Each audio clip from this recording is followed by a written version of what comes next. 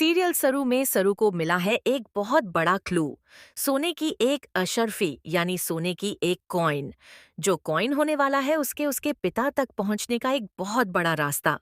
लेकिन अनफॉर्चुनेटली सरू के साथ एक ऐसा बहुत बड़ा हादसा होगा जिस वजह से सरू अपने पिता तक फिलहाल नहीं पहुंचने वाली है लेकिन बहुत जल्द ही सरू की मां सरोजा पहुंचने वाली है चंद्रकांत के घर पे। तो फाइनली सरू भी अपनी माँ तक अपने पिता तक पहुंच ही जाएगी। आखिरकार कैसे पहुंचेगी सरू अपने पिता तक? कैसे सरूजा चंगुल से छूटेगी कामिनी के? चलिए बता देते हैं आपको आज के स्पेशल अपडेट में। जहां पे एक तरफ हो रही है कान्हा जी की पूजा हमारे बजाज खानदान में, क्योंकि पूर्णिमा से पहले अन्नपूर्णा को उसकी पोती मिल जाएगी।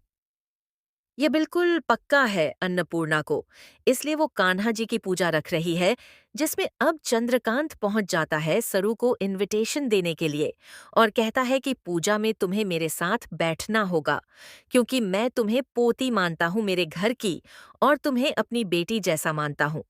इसलिए मैं चाहता हूँ कि तुम मेरे साथ बैठो और तुम इस बार मना नहीं कर सकती। तो सरू आ जाती है पूजा में बैठने के लिए। वहीं पे दूसरी तरफ कामिनी पहुंचती है सरोजा तक, जहां पे सरोजा को उसने किडनैप कर रखा होता है।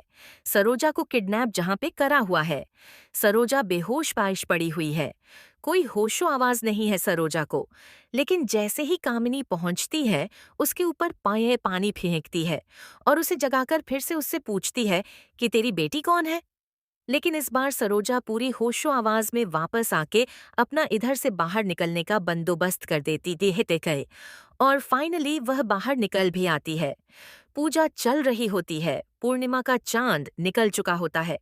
फाइनली अब आई है बारी यह पता करने की कि आखिरकार कौन है। आखिरकार कौन है वह व्यक्ति जो है पूरा का पूरा खानदान का वारिस, यानी जो बजाज खानदान है उसका वारिस कौन है। तो पहुंच जाती है सरोजा एंड टाइम पे दौड़ती हुई बजाज खानदान में, बजाज मेंशन में, और बताती है जाके कि उसकी बेटी सरू है, यानी चंद्रकांत और सरोजा की बेटी सरू है। और जैसे ही तारा ये बात सुनती है तो उसके पैरों तले जमीन खिसक जाती है कि जिसको उसने घर से बाहर निकाला वही निकली उसकी बहुत बड़ी पोती यानी